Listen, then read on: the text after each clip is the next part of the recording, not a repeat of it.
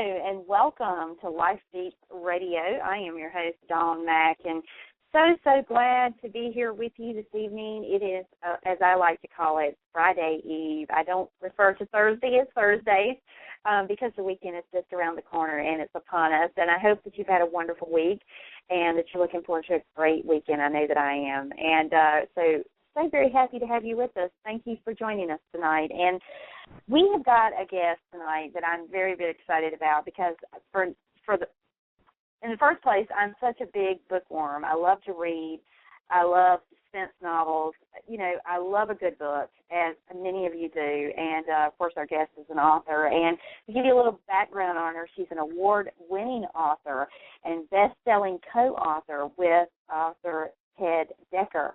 And some of you may be familiar with the supernatural suspense novel Kiss and Burn.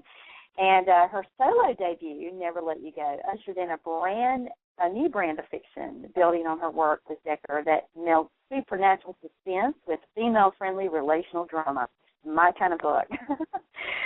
She continues to deliver a unique take on suspense with a little decidedly feminine point of view, although she admits that her current novel, Afloat, has more of the male point of view than her previous releases. She's done so many incredible things, and tonight we proudly welcome Erin Healy. Hello. Hi, Dawn. How are you? I'm great. How are you doing? I'm doing great. Thank you so much for having me.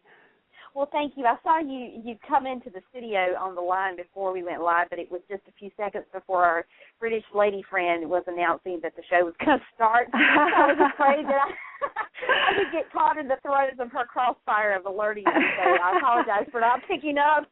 No, it's fine. It's like having her in your car on your GPS giving you directions and you forget where you are because her voice is so beautiful. Isn't that so true? It is so true. But, yes, she definitely keeps me on task when I'm on air, for sure. Very good.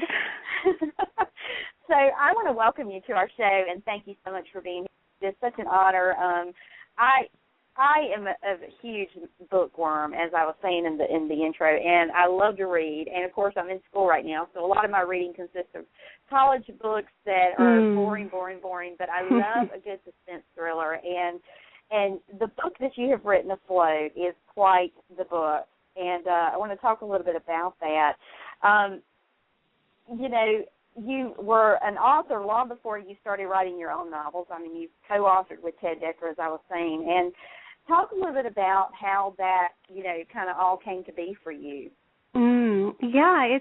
I have been an editor for 20 years now and started editing some of Ted Dekker's novels I'm starting to lose track. It's 10 or 11 years ago when Ted and I started working together. And we have a really great working relationship. I'm as his editor and he is the writer. And he called me up one day and said, hey, I'm thinking about co-authoring some novels, and I started flipping through my mental Rolodex of authors I could recommend to him. And he said, well, what would you think about doing that with me? And so I thought, well, how could I say no? It was such a no-brainer. And so as part of that process in writing a couple books for him, the publisher also graciously allowed me to write some novels of my own. And it was such a great opportunity to try something that I love but haven't really had the opportunity to do before. So things have gone from there. I know, and it just sounds like things have just kind of worked in your favor all along. And when you decided to take that leap and kind of go solo, if you will, to write your first novel, I mean, was that a little scary for you, or did it feel? I know it felt like familiar territory, but you weren't co-authoring. So how was just being an author, with no help? How was that like for you? It was very scary. It was very scary because I really came to this through the back door and had a lot of great ideas, was surprised to find, even during my times writing with Ted, that the writing process uses such a different part of my brain than the editorial process does. And I realized I had a very steep learning curve sitting on the other side of the desk, if you will. And Ted was a great coach. And when it came time to launch out on my own, yes, I was a wreck, and I was thinking not just about doing it alone, but finding my own voice and not relying on Ted's voice, which was a very key part of the stories I did with him. We wanted them to be Ted Dekker novels. So what did an Erin Healy novel sound like? I had a really terrific editorial team. I still do. Amy McConnell at Thomas Nelson and Tracy Dupree and L.B. Norton have all helped me with that process of finding my own voice and my own brand, and they've been a godsend. It's been a wonderful process, very exciting for me. Oh, that is exciting for me to hear you say that because, I'm still kind of waiting to try to fit reading your book Afloat into my list of what I call not so creative reading these days, but just to have some leisure reading. I'm going to the beach in a couple of weeks, and I've already decided I'm taking this book with me. Oh, so it should be a quick beach read for you. Oh, yeah. I can't wait it. When I read the mock-up about the book, I was like, oh, my gosh, this is such a great beach read. I'm going to be out on the beach for hours. Oh, this is good. So I'm really looking forward to taking the book. But talk a little bit about your book, Afloat. How would you describe it? Well, I'm calling Afloat a supernatural disaster survival story. So it's about a group of people who are stranded on a peninsula after a flood washes it out and isolates them from the rest of their town and their world. They're cut off physically, and their communication is cut off. And the main conflict in the story centers around how they're going to get off this island, how they're going to survive the disasters that become increasingly life-threatening. And, of course, there's a conflict, a disagreement over how to do that. There are three main players. There's a single mom, Danielle, whose primary concern is for her 5-year-old son.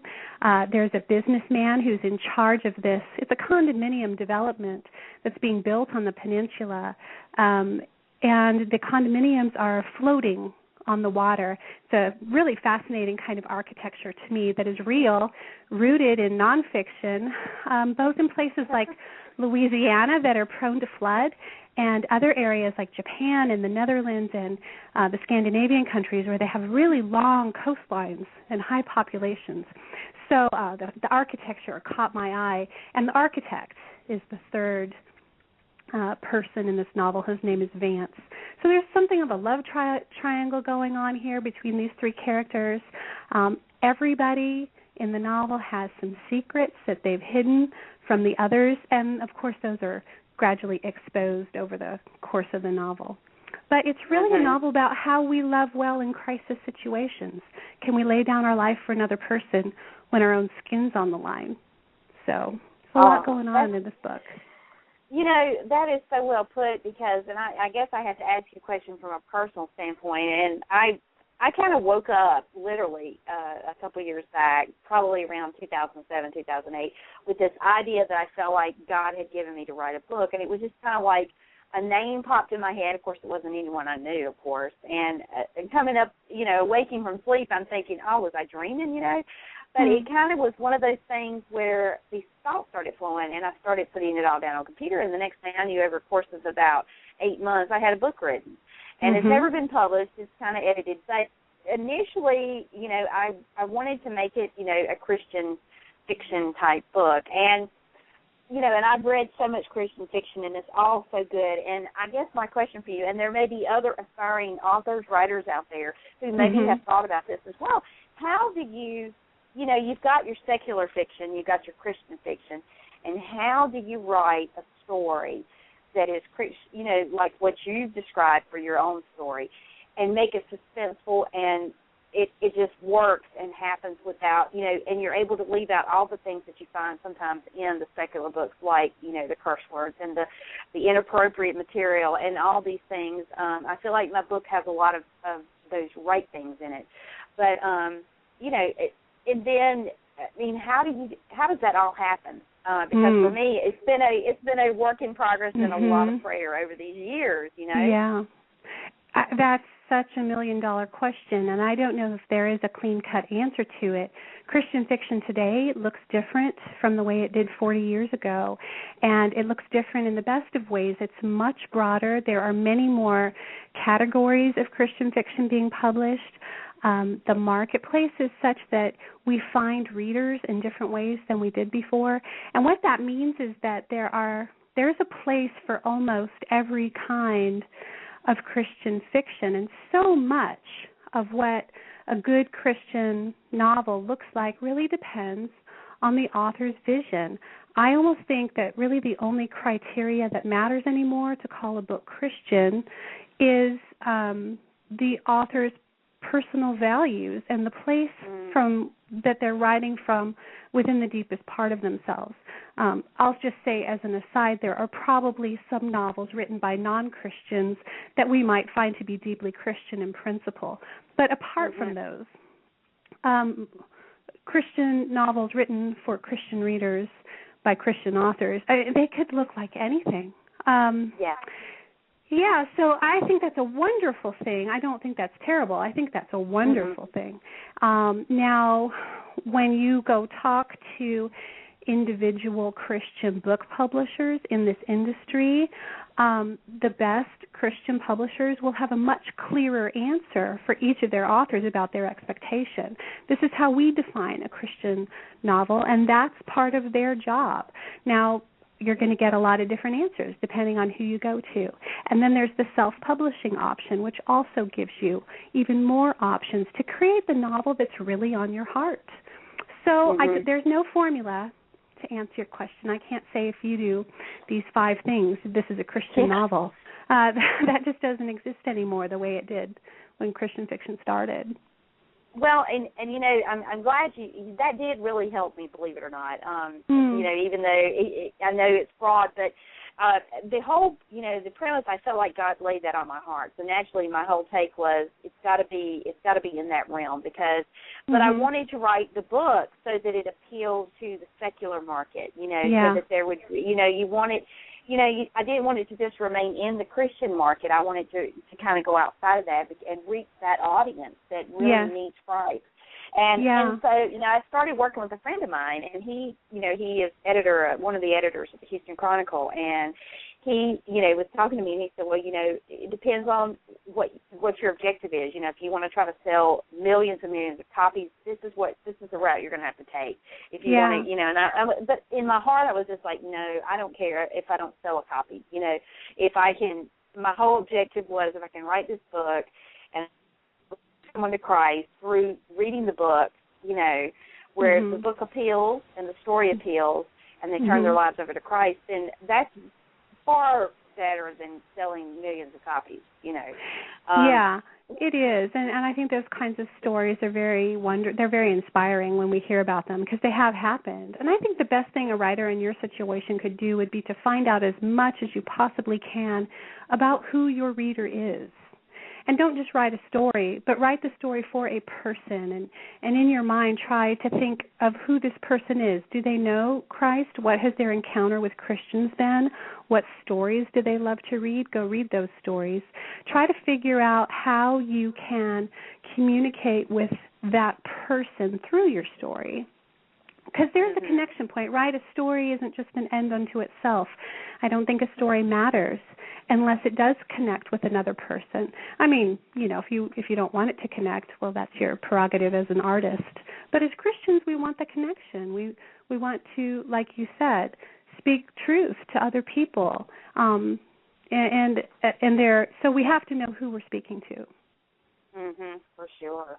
And so, you know, talking about your book, Afloat, is there a moral to the story that you would hope that readers will kind of walk away with when they're done with the book? Well, there might be. I've written 7 novels now, and Afloat is the most overtly Christian novel I've written in terms of Christian characters speaking Christian truths and wrestling with what it means to be a Christian in the context of this particular story. So there might be more of a moral here than there is in some of my other books. But I hope that a Christian reader might come away with of the sense that as believers, we don't need to fear death. So the idea of laying down our life for another person out of love is not something we have to be afraid of doing. If there are non-Christian readers who pick up this story, I hope they might come away with a sense that the love they witness in another person comes from Christ and not from this human side of ourselves. So I think everybody's going to have a different experience with the book depending on what they bring to it.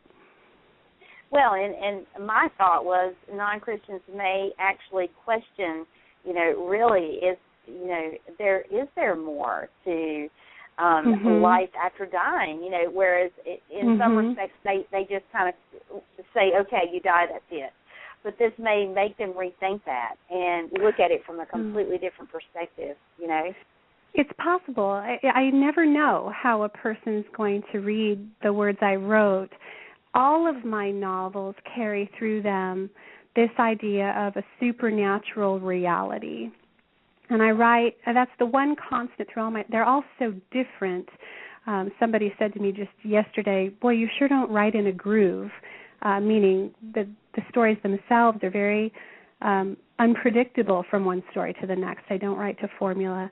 But I do try to keep this constant idea that there is a spiritual reality to our lives that a lot of us maybe don't want to acknowledge. Even Christians, we sort of compartmentalize our spiritual lives to Sunday or to a personal quiet time for a certain amount of time in the day or to a prayer time, whereas I see it as a real pervasive encounter between our physical selves and our spiritual selves.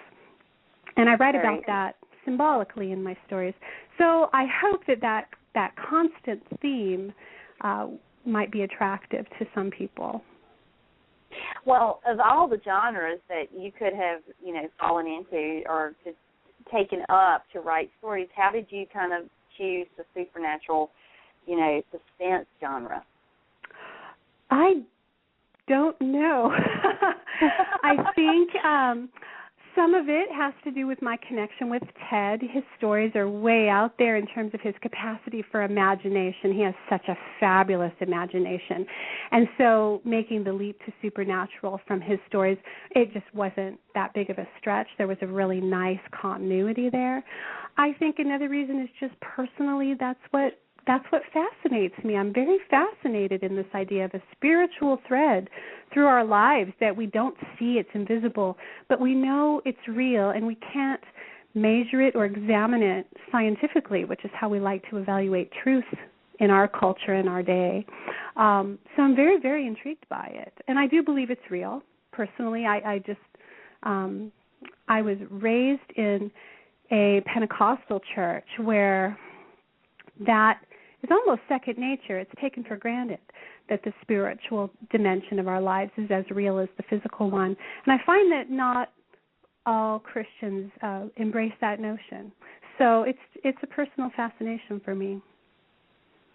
And, and as I've grown in my Christian walk with Christ, it's really opened up a lot of doors for me to kind of experience that myself. Whereas I grew up Presbyterian, I was probably as conservative, in the faith-based church as you could get in terms of, what you did and didn't do and that sort of thing. And so as I've become an adult and I've branched out and learned more and grown closer to God, I've really been able to see that supernatural aspect of life in which we live that exists right along with us, and it's just amazing. It's really reassured me, that there is hope and that this life is not all there is, Yeah, and exactly.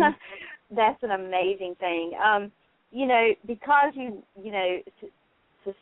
supernatural suspense is such a unique genre. Do you think it's harder for you to come up with ideas, than maybe some other authors who write strictly to formula, or they write a series of novels that are, in a trilogy or what have you? No, I don't really think I have a harder time than anybody else. It's just different. Where all of us who write fiction are writing from a place, I hope, that is meaningful to us. And so if we're writing from a place that we're passionate about, we're all going to have probably equally difficult times just crafting a story. It's work. It's not a breeze. And yet, you know, I would have a terrible time coming up with ideas if I were writing, say, historical romance, because I don't do that well. I'm not excited about that the way I am excited about this supernatural suspense. So if we're writing from a place of passion, I don't think it's the same kind of difficult, if that makes sense.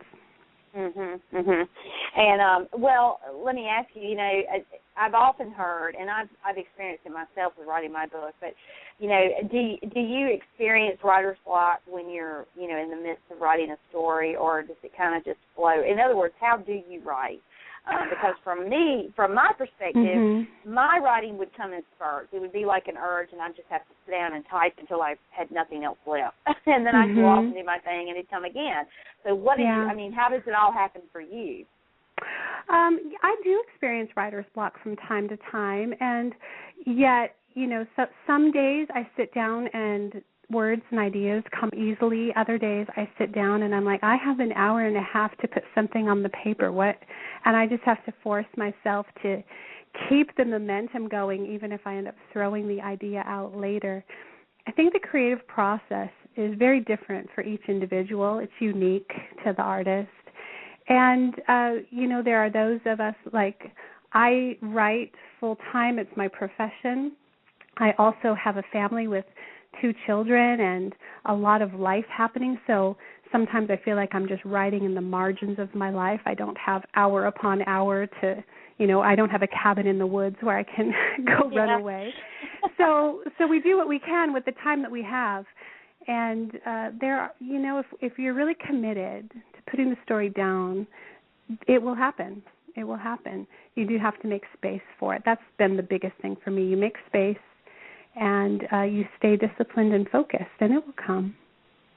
Yeah, I imagine that, especially with you being a busy mom, a wife, and you know, and trying to live life outside of your profession, you know, there's a lot of juggling and probably a great balancing act that goes on, I'm sure. Yes. Yeah, well, I don't know about balance. I don't think I'm very balanced. And yet every day, you know, some days are really hard. I kind of had an emotional breakdown earlier this week, just feeling so overwhelmed by life and certain needs and certain family issues going on and work and everything. At this time when I have a book releasing, I have another book in production, and I have a third book that I'm writing. So it becomes this vortex of swirling to-do lists. And it can be very overwhelming. And other days when you just feel the perfect peace of God about what we're doing, it's like life for anybody, I think, really. And in truth, you know, to hear you talk, you sound as busy as I am. I think about that. I run 3 radio shows, and I work, and, you know, I'm in school. I mean, I have a lot of things going on. Plus, I have 3 children, and they're practically grown. But it's still, you know, keeping up with their comings and goings and, you know, and who's in, who's out, who's going where. It's crazy. And I have said so many times, if I did not have the relationship with God that I have, I don't know how I could manage life like I have in terms of just getting through some days, because some days are overwhelming when you've got, you know, 3 radio shows and you're working and you get home and, you know, it's so many things. And I don't know. I really say that God is the key. And but at the same time, I believe that if He puts us in a place of where He wants us to be, doing what He wants us to do, He makes it all work out. And that kind of helps me in saying, oh, you know, I really don't have to figure this out a lot of times, because He kind of does it for me, you know. He does. And I would even take it a step further and say if we're not in the place God wants us to be, and yet we're looking to Him for guidance, and He'll work that out too. I don't think we have to have anything all figured out or worked out into a system or a formula, so much as we need to just rely on His sovereign provision through the mystery of life, through everything we don't understand. He can become our focus and the seat of our trust and our hope, so that we're not totally derailed every time a crisis comes. That's been a huge issue for me, is just learning how to trust God through everything I don't understand, because I really like to have it all figured out. I really like to have an answer for everything, and I really like to know what's coming tomorrow and all of those things. And when he just says, I'm asking you to don't lean on your own understanding, but trust me, in all your ways acknowledge me, and I'll make your paths straight. That's a promise straight out of Scripture. And that's really difficult. I have to learn that again every day.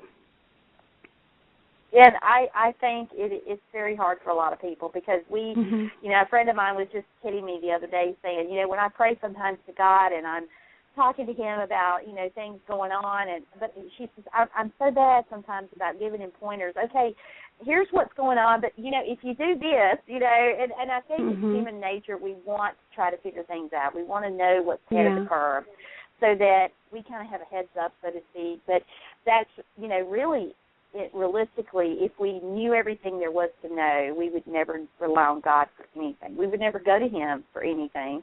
Because we wouldn't need him for anything, Right.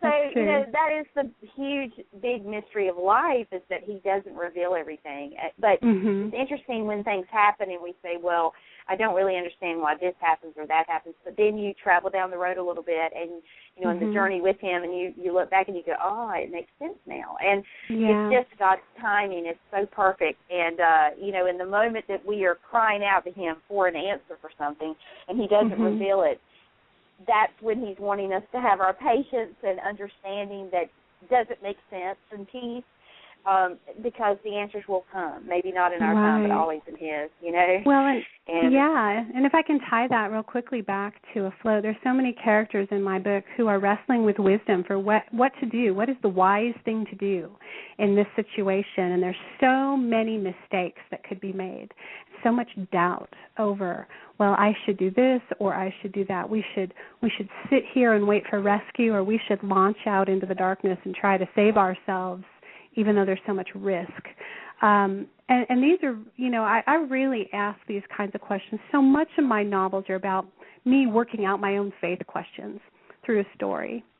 And so I hope they have an authenticity about them. I sure don't have all the answers. I really don't.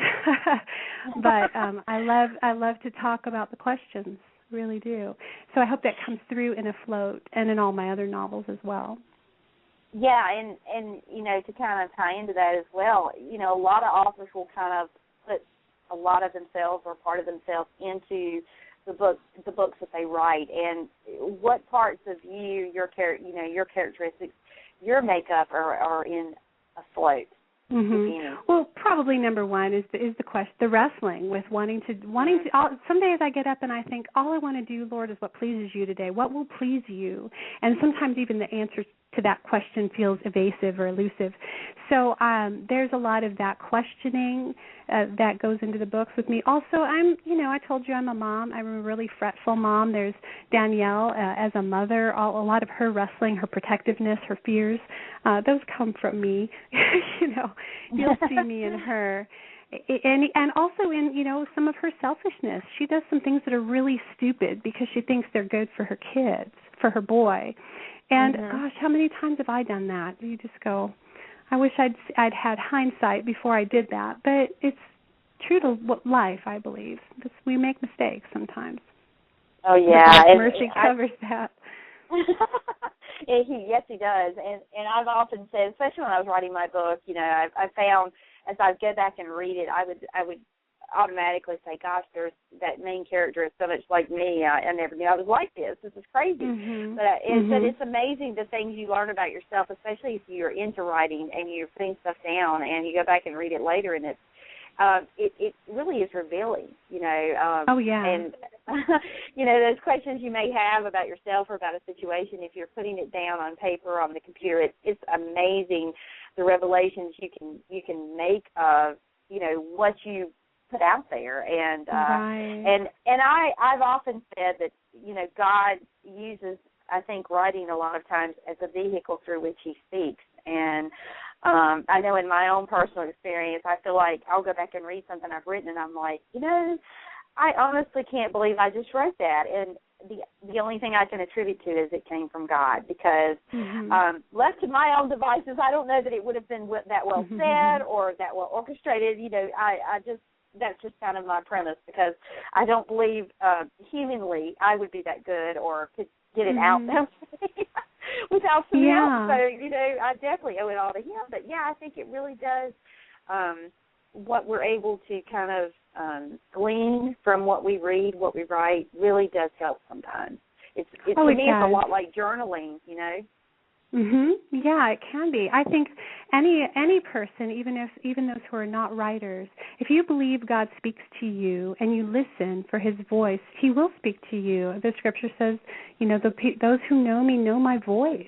Those who follow me know my voice. And so for us who are writers, it would make sense He would speak to us through that gift He's given us. It's from Him.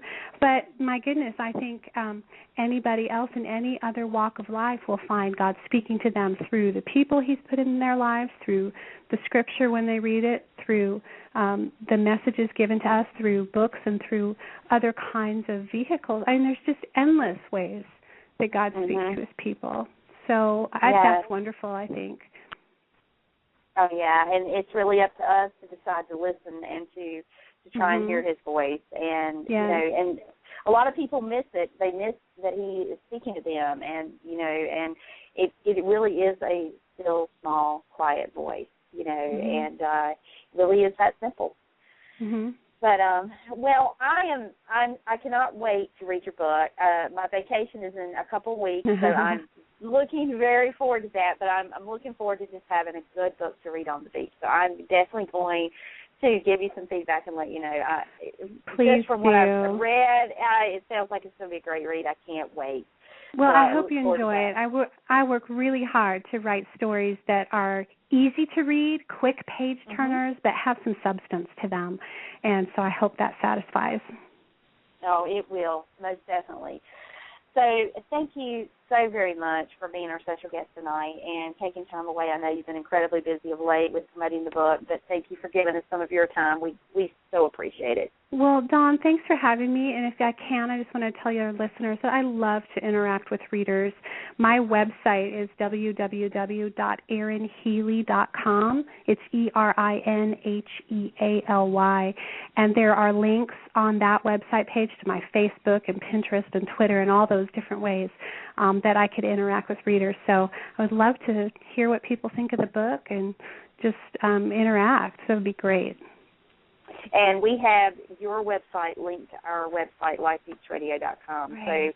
So our listeners can also find you there as well. So we're just so, you're phenomenal, and I'm really looking forward to reading not just Afloat, but all your other stuff as well. So you're going to have a new fan of me. I already know this.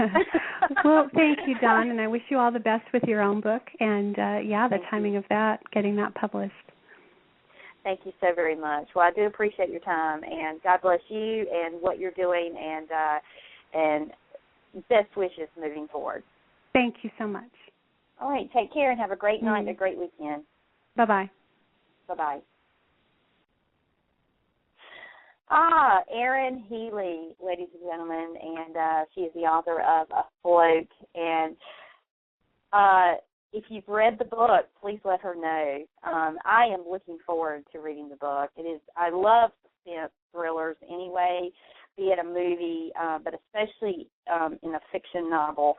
Nothing captures the imagination better than a fiction supernatural suspense thriller. So if you're into that sort of fiction, this is going to be right up your alley. And if you've read any of Ted Dekker's stuff where she has co-authored, then you already have a really good idea of what kind of author she is, and she's very, very talented. So please check her out, erinhealy.com, and there's links to all of her books and where you can purchase it and interact with her on social media. So we want to say a huge thank you again to our special guest tonight, Erin Healy, for being with us. And also thank you as well for listening out there to our show. And if you're brand new to our program, welcome aboard. We hope that you will be back with us again really soon. And so that is going to wrap our show for tonight. Now, coming up next, we have tomorrow night, we have our indie music show called The Beat, and it's a 1-hour music show that features Christian indie music. So if you love contemporary Christian music, you're going to love the show because it features indie artists from all over the place, all over the world. We try to pick some of the best music we found anywhere and compile it into a show for 1 hour every Friday night. Tomorrow night, the show starts at 8 p.m. Eastern, and then on Saturday at 5 p.m. Eastern, we have a pre-recorded interview that we did with Candace Cameron Bure. Yes, that Candace Cameron Bure, as in a.k.a. DJ Tanner from Full House. You may remember her from that. And also she is the sister to Kirk Cameron. But she has gone on. She's been making great movies. She's got a movie coming out on GMC TV. The world premiere is this coming Saturday night, May 18th. And I think it's going to air 3 different times. You'll need to check your local listings. But the movie is called Find You Normal. She stars in the movie. And we had an opportunity to chat with her earlier in the week. And the only reason why we're not doing that show live is because she has been doing a back-to-back press junket all week promoting this movie premiere. So we had to do a pre-record, but I would love to have her back anytime and maybe be able to take some fan calls. But I think you're gonna love it. It was so nice speaking with her. Our interview airs at 5 p.m. Eastern, so if you get a chance, tune in, and because we'd love to have you stop by for that. So that is pretty much going to wrap our show. We got a great couple of nights coming up with some great music tomorrow night and a great interview with Candace Cameron Bure on Saturday. And with that, I will say good night. Enjoy the rest of your evening. Happy Friday, and have a great weekend. And we'll see you again real soon. Take care, all. Good night.